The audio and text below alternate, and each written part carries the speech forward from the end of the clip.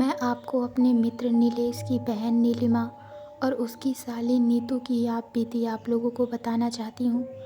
कुछ दिनों पहले नीलेश ने मुझे बताया था कि उसकी बहन की मौत हो गई है। ये सुनकर मैं बहुत दुखी हो गई और मैंने उसकी मौत का कारण पूछा तो उसने पूरी घटना मुझे सुनाई। कुछ दिनों पहले नीलेश ने उसकी बहन नीलिमा और साली नीतू के साथ कहीं घूमने गए थे।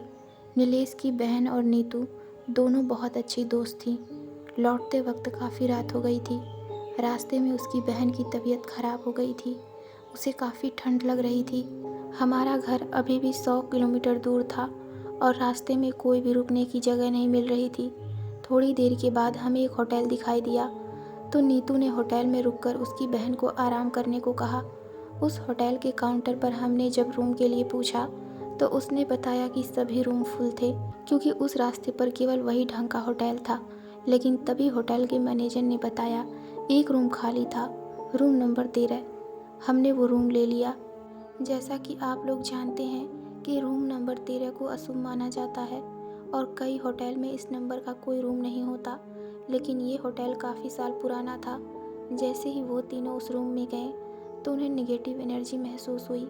उस रूम की कंडीशन तो ठीक नहीं थी, लेकिन ऐसा लग रहा था जैसे बरसों से यहाँ कोई रहने नहीं आया। उन्होंने कुछ ज़्यादा नहीं सोचा।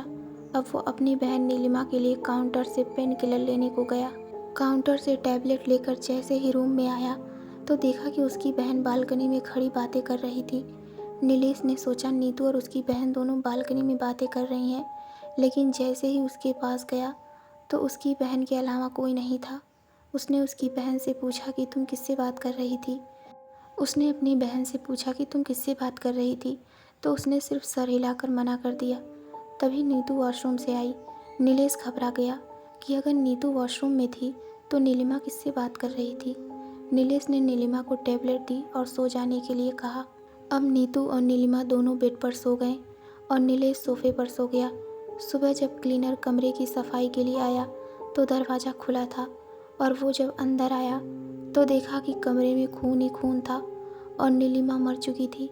क्लीनर ज़ोर से चिल्लाया तो मेरी नींद खुल गई और देखा कि नीलिमा की मौत हो चुकी थी और नीतू बेहोश हो गई। नीलेश ज़ोर ज़ोर से रोने लगा और मैनेजर को बुलाया। मैनेजर ने तुरंत एम्बुलेंस को बुलाया और दोनों को हॉस्पिटल ले गए। नीलिमा तो मर चुकी थी, लेकिन नीतू को थोड़ी देर में होश आ गया। जैसे ही नीतू को होश आया तो उसके पीछे उसकी बहन की आत्मा थी जो उससे बोल रही थी तूने मुझे मार दिया। यह कहकर वो गायब हो गई। अब नीलेश ने नीतू से सारी घटना पूछी तो उसने बताया कि रात को जब मैं पानी पीने के लिए उठी थी तो देखा तो नीलिमा फिर से बालकनी में बैठी किसी से कुछ बड़बड़ा रही थी और मैं जैसे उसके पास गई और उससे पूछा कि वो क्या कर रही है तो उसने मुझे ज़ोर से धक्का दिया और मेरा सर दीवार से टकरा गया और मैं बेहोश हो गई और इसके अलावा मुझे कुछ भी याद नहीं। जैसे ही नीतू हॉस्पिटल से छूटी तो वो नीलेश के साथ उस होटल में गई और उसने काउंटर पर मैनेजर से बात करने को कहा तो उसने बताया कि आपकी घटना के दूसरे दिन मैनेजर की मौत हो गई थी। वो दोनों शॉक हो गए। उन्होंने क्लीनर से माजरा समझने की कोशिश की तो उसने बताया कि आप जिस रूम में रुके थे वो प्रेत बाधित था और रात में वहाँ कोई नहीं रुकता, लेकिन मैनेजर ने पैसों के चक्कर में रूम आपको दे दिया। इस रूम में पहले भी 2 मौतें हो चुकी हैं। अब सारी बात नीलेश को समझ में आ गई। इस घटना के बाद नीलेश काफ़ी सदमे में चला गया और कभी किसी होटल में नहीं रुका। तो दोस्तों, आपको ये कहानी कैसी लगी हमें कमेंट में ज़रूर बताइए।